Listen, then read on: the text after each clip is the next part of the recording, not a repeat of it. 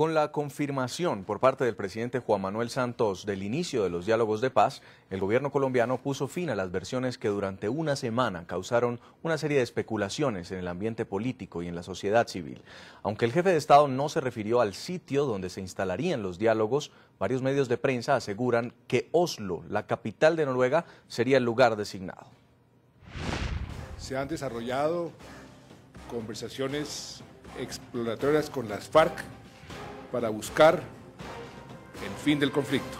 Y de esta forma, el jefe de Estado colombiano confirmó los acercamientos con el grupo terrorista de las FARC, luego de que una semana antes el expresidente Álvaro Uribe revelara en un acto público que el gobierno de Juan Manuel Santos había iniciado diálogos con la organización criminal. Es incomprensible esto, deterioro de la inseguridad y el gobierno negociando con el grupo terrorista de las FARC en Cuba.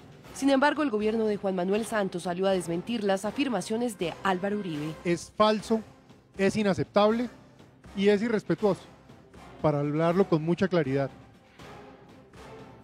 No he autorizado a nadie, ni voy a autorizar a nadie a que esté en semejante situación. Tras estas declaraciones, Francisco Santos, director de la emisora RCN Radio, reveló el plan que tendría el gobierno de sentarse a dialogar con el grupo terrorista de las FARC en Noruega desde el próximo 5 de octubre. Es el que lleva el documento que van a firmar o que ya está, pues que se va a anunciar en los próximos días por parte del gobierno y las FARC y que plantea, primero, una negociación de 6 puntos. Segundo, que se anuncien esas fechas, que se instala la mesa en Oslo, que se va después para La Habana, que tiene como garantes a Cuba y a Noruega. Los noruegos han estado muy metidos en esta negociación, y que tiene como facilitadores a Chile y a Venezuela. Y Chile, ustedes se preguntarán por qué, por 2 razones. Primero, porque pues quería equilibrarse, todos países de izquierda no se quería que fueran solo esos. Y segundo, porque Chile encabeza el CELAC, que es la OEA sin Estados Unidos y Canadá, y pues quería mandar Chávez ese mensaje político. A la información proporcionada por Francisco Santos se sumó la de Jorge Enrique Botero, director de información del canal de televisión Telesur, quien reveló que el gobierno colombiano había suscrito ya el acuerdo para dar comienzo a los supuestos diálogos de paz. Establecer con fuentes de todo crédito que el gobierno del presidente Juan Manuel Santos y las Fuerzas Armadas Revolucionarias de Colombia, FARC, acaban de suscribir un acuerdo para iniciar diálogos formales de paz. Este acuerdo ha sido suscrito en la ciudad de La Habana y su contenido será dado a conocer próximamente por el presidente Juan Manuel Santos, quien también informará sobre la agenda temática de estos diálogos. Tras estas versiones no oficiales, el presidente de Colombia, Juan Manuel Santos, en una breve alocución confirmó la existencia de los acercamientos y demarcó cuáles serían sus principios básicos. Que los acercamientos que se han hecho y los que se hagan en el futuro se enmarcan en los siguientes principios rectores.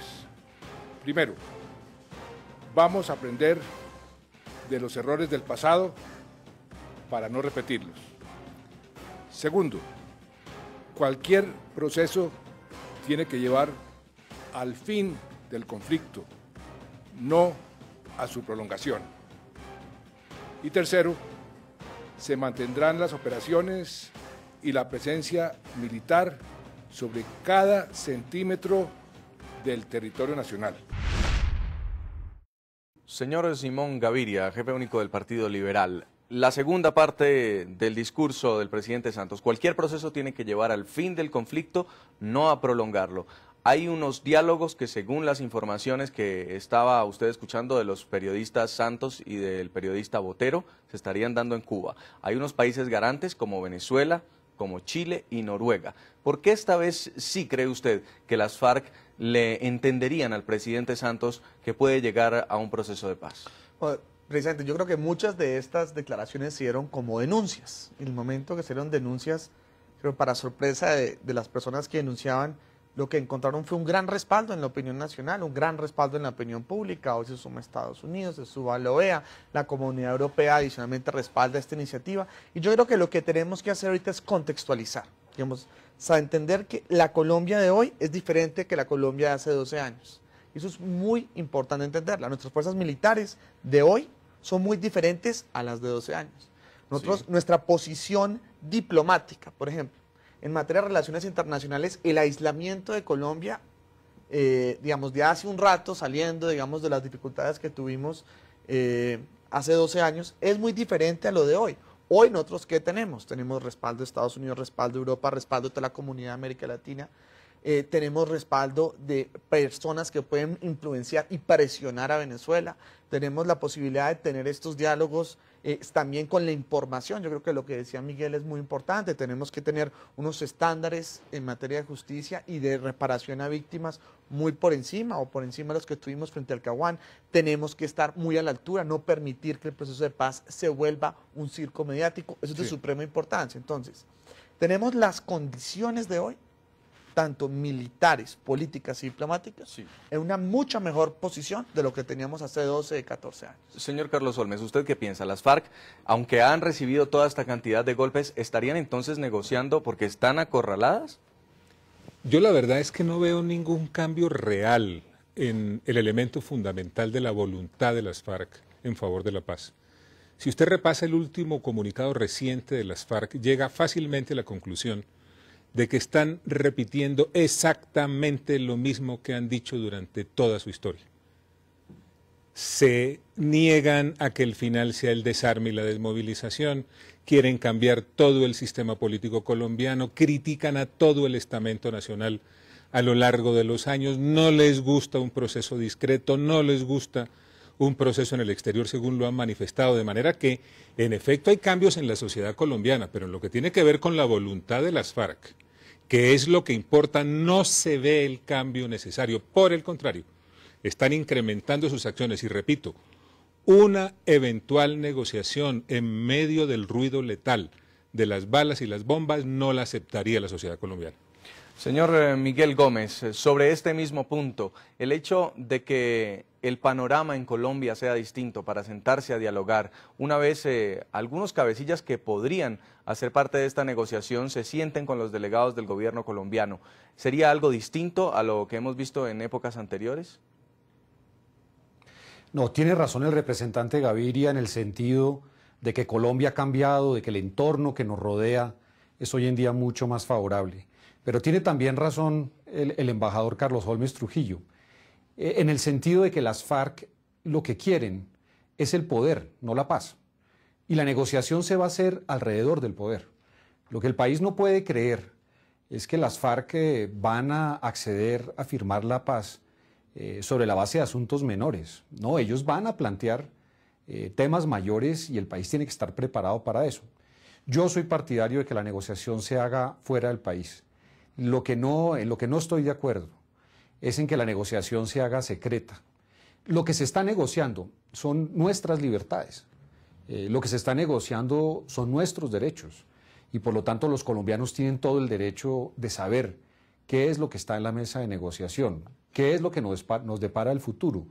Entonces me parece que aquí lo que no podemos es caer nuevamente en el engaño de creer de manera ilusa que las FARC quieren la paz. El gobierno y la sociedad colombiana quieren la paz, pero ellos quieren el poder. Pero retomando lo que dice Miguel, que me parece muy importante, ¿qué ha pasado en los últimos 14 años? En los últimos 14 años hemos visto en diferentes rincones de América Latina y del mundo cómo la izquierda ha ganado elecciones de manera legítima, sin las armas. La guerrilla colombiana sigue siendo la guerrilla más antigua del mundo y ya está desprestigiado. Uno, desde un punto de vista de comunidad internacional, que no se reconoce eso como una forma de lucha, y la otra es el fortalecimiento militar de Colombia. Hace absolutamente inviable la correspondencia entre las FARC, claramente lo dice, ellos no se van a tomar el poder por la fuerza.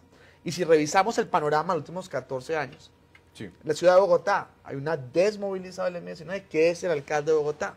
Hemos visto movimientos como el Polo Democrático, progresistas, Marcha Patriótica, expresiones de izquierda con la posibilidad de participar en las elecciones. Pero hemos visto Lula ganando en Brasil, Dilma Rousseff.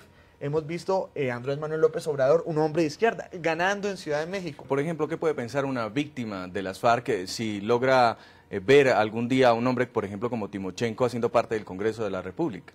Eso es un tema que va a entrar dentro de la discusión. La pregunta es esta: si nosotros queremos que Timochenko siga matando gente, siga secuestrando gente, Si el costo de la paz es que se meta a competir en las elecciones, pues eso es un tema para discutir, pero yo diría que naturalmente la paz trae costos y no estamos negociando con ángeles.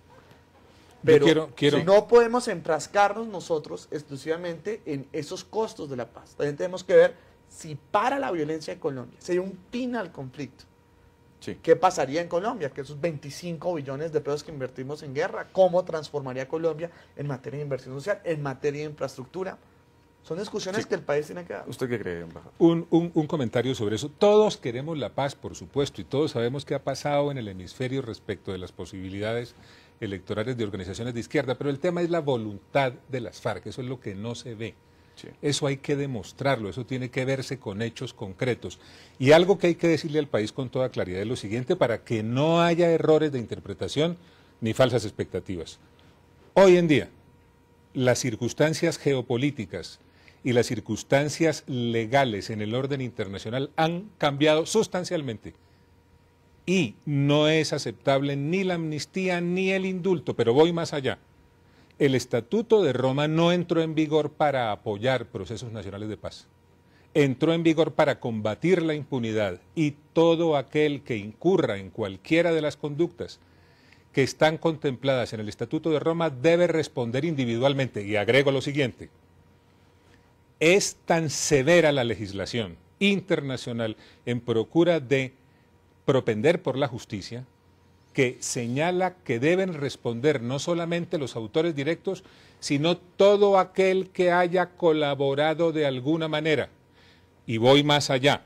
Señala también el Estatuto de Roma que cualquier medida nacional que implique eximir de la responsabilidad en las condiciones que he mencionado a quien la tenga, será interpretado como falta de voluntad por parte de la Corte Penal Internacional y en ese caso ella podrá intervenir. Hay que contarle a los colombianos cuáles son las verdaderas posibilidades a la luz de la legislación internacional de medidas de ese tipo. Congresista Miguel Gómez, ustedes estuvieron en el debate para aprobar este llamado marco jurídico para la paz en Colombia, que le daría la posibilidad al gobierno de Juan Manuel Santos de entrar en estas negociaciones. Y entre los peligros que llamaba la atención, pues era el hecho de que los grandes criminales, los grandes cabecillas de las FARC pudieran terminar no solo sin pagar un día de cárcel, sino también haciendo vida política en el país.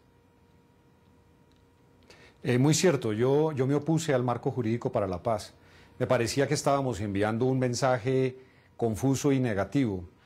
Sigo creyendo que el marco jurídico para la paz trae más inconvenientes que virtudes, porque tiene, por ejemplo, la posibilidad de suspender la acción penal. El embajador Olmes Trujillo señala con toda claridad que el Estatuto de Roma obliga a los estados a administrar justicia, a defender los derechos de las víctimas. Y en nuestro país hablamos mucho de las víctimas, pero parecemos tener como una dicotomía cómoda. Cuando se trata de víctimas del paramilitarismo queremos absoluta transparencia, que se vaya hasta las últimas consecuencias. Pero cuando se habla de las víctimas de los grupos terroristas, inmediatamente aparecen todo tipo de argumentos conciliadores, diciendo que en el fondo si queremos la paz tenemos que estar dispuestos a aceptar que la justicia no será plena, y naturalmente yo lo que creo es que de la injusticia no puede salir la paz. Lo ha demostrado la historia de la humanidad a lo largo de las décadas. Tomo tal vez el ejemplo más claro, la Segunda Guerra Mundial terminó con el proceso de Nuremberg, y los máximos cabecillas del movimiento nazi, algunos de ellos pagaron con su vida y otros con largas penas de prisión. Si no hubiese habido siquiera un poco de justicia, ¿qué habrían pensado las millones de víctimas europeas del nazismo? Pues habrían dicho, hombre, esta paz resultó ser muy injusta con nosotros que sufrimos todos los desmanes y finalmente quienes cometieron esos atropellos no tuvieron que pagar por ellos. La justicia es el pilar de una paz duradera.